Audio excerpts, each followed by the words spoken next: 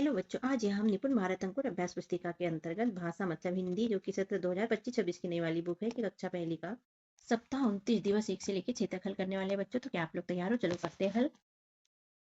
यहाँ है दिवस 1 वर्कशीट नंबर 157, मौखिक चर्चा, एक चित्र पर 2 दिन चर्चा। यहाँ पर 4 चित्र दिए गए हैं बच्चों, जिसपे की चर्चा हमें करना है। तो चित्र नंबर 1 में देखो, खरगोश और कछुआ कहीं पर जा रहा है। दूसरे चित्र में यहाँ खरगोश की पीठ पर कछुआ बैठ गया है और ये लोमड़ी से देख रही है। तीसरे चित्र में यहाँ पर कछुए की पीठ पर खरगोश बैठा है और ये नदी पार कर रहे हैं। चौथे चित्र में देखो बच्चों, दोनों यहाँ पर गाजर खा रहे हैं। चित्र पर चर्चा के बिंदु। दिवस 1, चित्र में कौन कौन है? कछुआ और खरगोश कहाँ जा रहे हैं?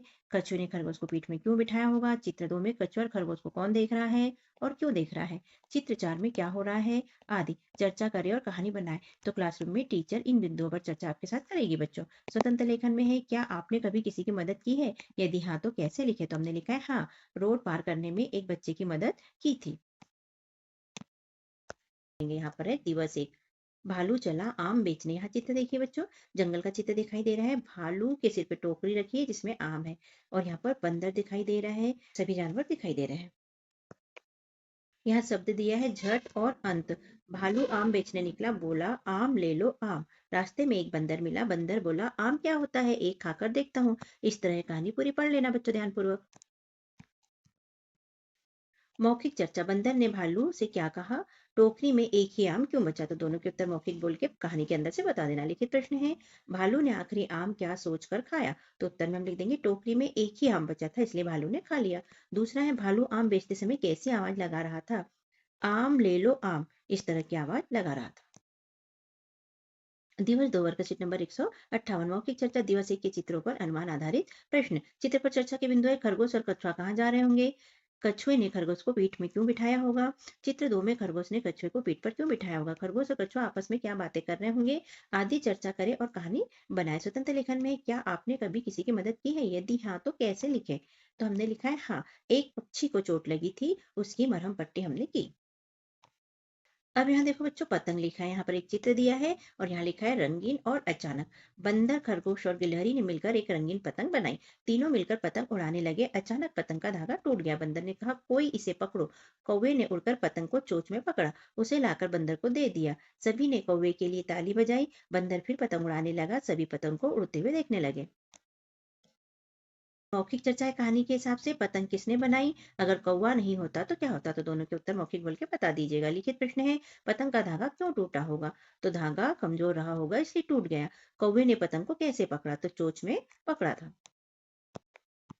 दिवस 3 है, वर्कशीट नंबर 159 है, मौखिक चर्चा। चाय कैसे बनाते हैं? चर्चा के बिंदु। बच्चों को विषय से संबंधित अनुभव बताने के लिए प्रोत्साहित करें तथा उन्हें यह आवश्यक अवश्य बताएं कि घर पर जाकर बिल्कुल भी चाय बनाने की कोशिश ना करें। स्वतंत्र लेखन में है, क्या आपके घर के लोग खेत में जाते हैं? वे वहां क्या करते हैं? अपनी स्लेट नोटबुक में लिखिए। तो लिख लीजिएगा। अब यहाँ दिया है किसान और चूहा। यहाँ पर शब्द दिया है झट और गहरी नींद। यहाँ देखिए चित्र में क्या दिखाई दे रहा है, एक व्यक्ति सो रहा है, यहाँ चूहा देख रहा है और ये दूसरा जो व्यक्ति है ये अलमारी खोल रहा है। तो यहाँ एक कहानी दी गई है, किसान और चूहा दोनों दोस्त थे। एक रात किसान के घर चोर आया। किसान गहरी नींद में सो रहा था, चोर अलमारी खोलने लगा। तो इस तरह पूरी कहानी ध्यानपूर्वक पढ़िए बच्चों।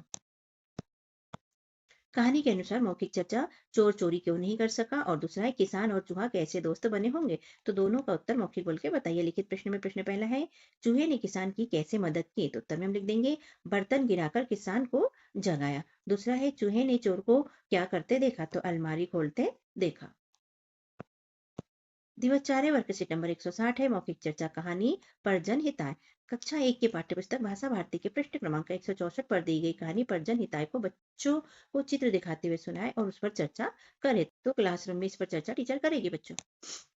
स्वतंत्र लेखन, आपके गांव शहर में लोग क्या क्या काम करते हैं? अपनी स्लेट या नोटबुक में लिखिए। तो लिख लेना। यहाँ हेडिंग दी है हाथी की पीठ। यहाँ शब्द दिया है झट और दिया है डर कर। तो यहाँ चित्र देखिए बच्चों, ये हाथी है, यहाँ खरगोश, गिलहरी और हिरन तीनों नीचे गिर गए हैं।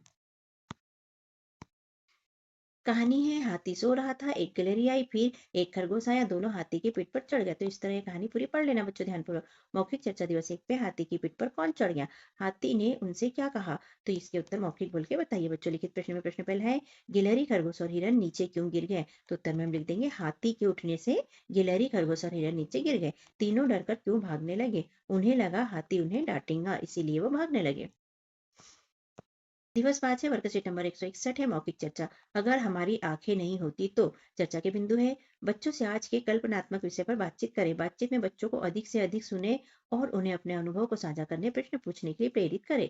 जैसे, अगर हमारी आंखें नहीं होती तो हम क्या कर होता? इसी तरह बच्चों के जवाब अनुसार चर्चा को आगे बढ़ाएं।